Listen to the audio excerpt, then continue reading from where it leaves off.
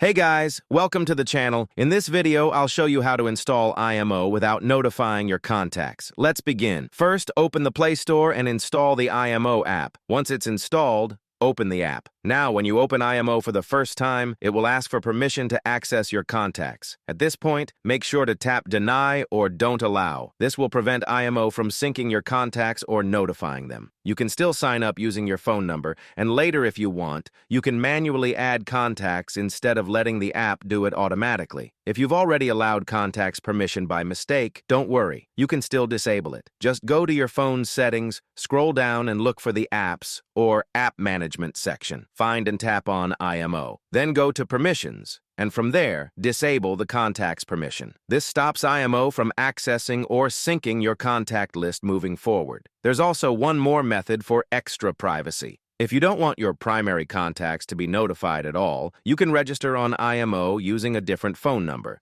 like a secondary SIM or a temporary number. This way, your main contacts won't be linked to the account, and they won't receive any notifications. And that's how you can install IMO without notifying your contacts.